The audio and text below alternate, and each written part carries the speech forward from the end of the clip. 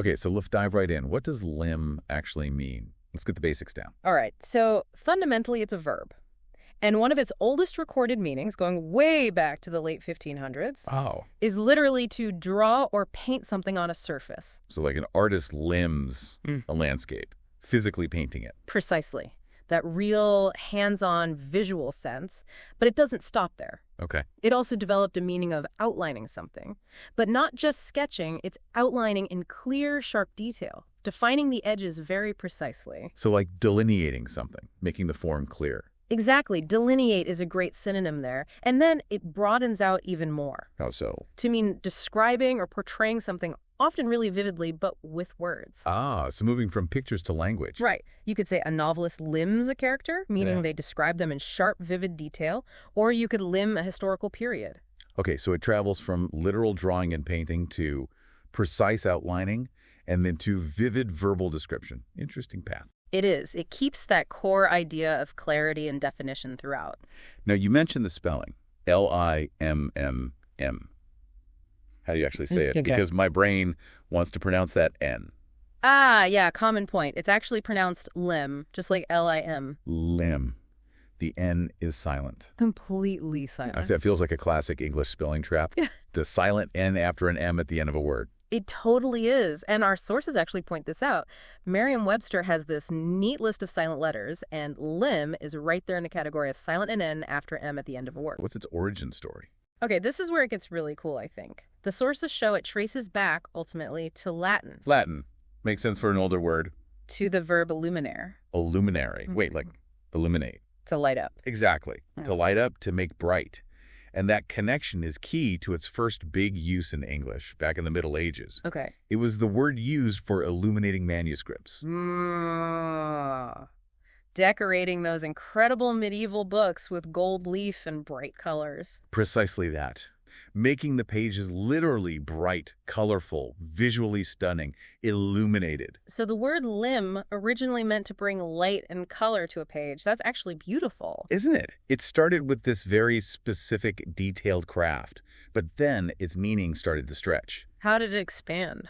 Well, we see writers like Shakespeare using it. In his poem, Venus and Adonis, he uses it in the context of painting more generally, not just manuscripts. Okay, so from just illuminating books to painting in general. Right. And then, as we saw in the definitions, it kept evolving. From that physical act of applying light or paint, it shifted towards that idea of outlining something clearly, bringing its shape into focus. Delineating it. Exactly. And then it took the final step into describing or portraying vividly with words. But it always carried that echo of making something clear, bright, distinct. So the act of lighting up a page became a metaphor for lighting up an idea or an image in someone's mind using language. Yeah. That's a really strong connection. It's the thread, right, from physical light to intellectual or descriptive clarity. It really holds on to that essence of making something clear and visible. Mm-hmm. Now, quick question. I've definitely heard the word liminal before, L-I-M-I-N-L. Looks Cool. kind of similar to L-I-M-N, any connection. That's a great question, and something the sources specifically address, because, yeah, they do look alike. Right. But nope, totally different roots. As we said, lim comes from illuminare, to light up. Liminal, though, comes from a different Latin word, limiter. Limiter, like limit or boundary. Exactly. It relates to thresholds, boundaries, being in between states. Think liminal space. Ah, okay. So zero connection, just lookalikes. Good to know. Linguistic coincidence. Pretty much. So different paths entirely. Okay, so we know what it means. It's history. But how is it actually used? Our sources had a load of examples. They did. And they also give us a nice list of synonyms, which helps capture its feel.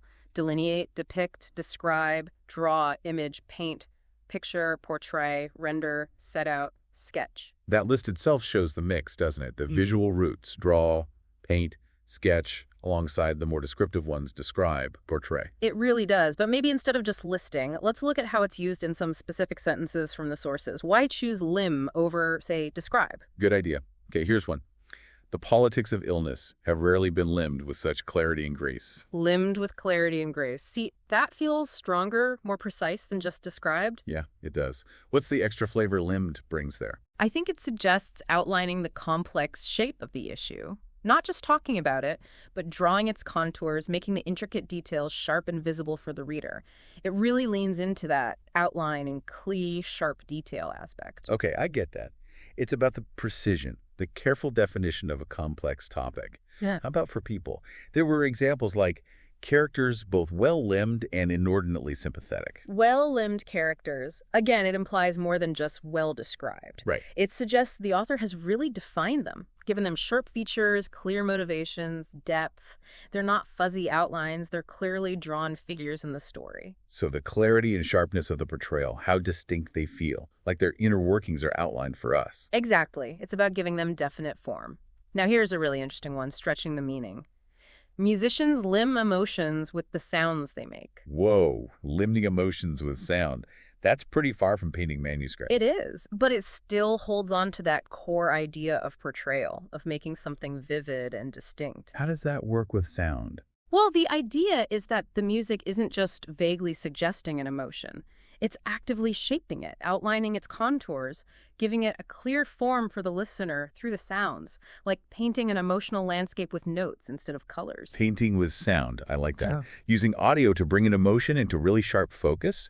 That shows how flexible the word is, moving beyond just visual or verbal description. It really does. But importantly, it's still used for physical descriptions too, often involving light, which circles right back to a luminaire. Oh yeah, like what? Examples like a spotlight limning his head, or sunlight illuminates, limning swaying worshippers in white gold. Ah, those are perfect examples. The light is literally creating an outline, defining the edge. That feels very close to the root meaning. Exactly. The light is the outlining force there. It connects the physical and the figurative meanings so well. So whether it's actual light outlining a shape, or words outlining a character, or even music outlining an emotion, LIMN seems to carry this consistent sense of making something clear, sharp, and often vivid.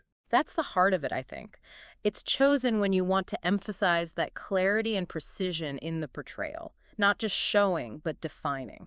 Okay, that makes a lot of sense. We know what it means, its history, how it adds that specific touch. But let's tackle the elephant in the room. Which is? You don't exactly hear LIMN dropped in conversation every day, do you? No, you really don't. And our sources definitely pick up on this. It often gets tagged as feeling literary, maybe a bit formal, or like that Reddit user said after finding it in a book, old-fashioned. Yeah, I saw that comment. And someone on the wordsmith.org forum mentioned they felt it had fallen out of general use.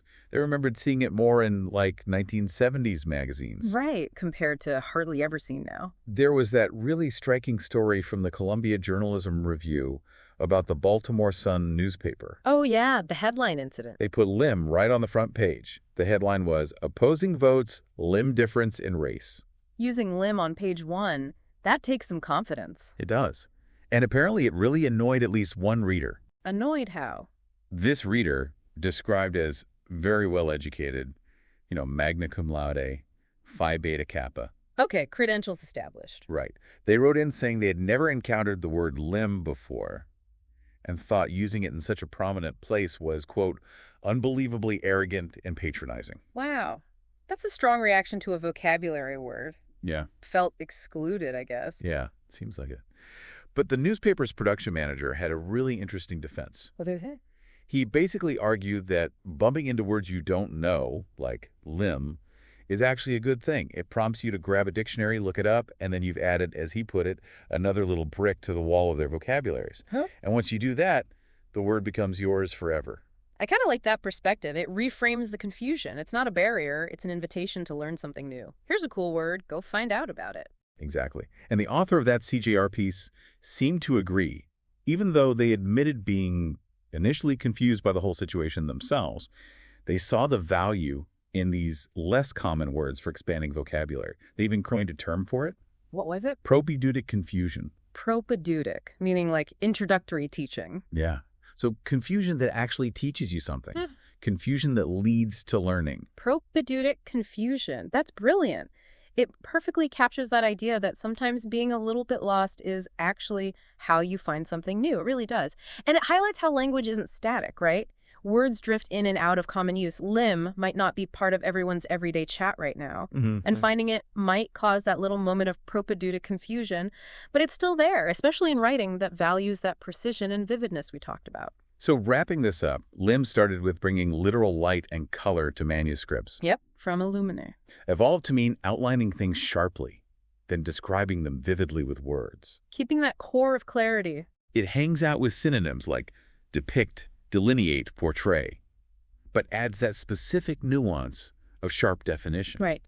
And while it might feel a bit uncommon today, maybe even cause a moment of that propedeutic confusion, Which isn't necessarily a bad thing. it's still a powerful tool available to us when we want that precise, vivid effect. Understanding it just adds another layer to how we can see and talk about the world. Absolutely. It sharpens your own descriptive abilities. And thinking about that origin, illuminaire, to light up. Hmm. Maybe this is a final thought for you listening. When you choose your words carefully, aiming for precision and vividness, maybe even using a word like limb, aren't you, in a way, illuminating your idea for someone else? Just like those medieval artists illuminated their pages. Exactly, bringing clarity and light through language. So maybe think about the words you use. How do you make things clear and vivid for others?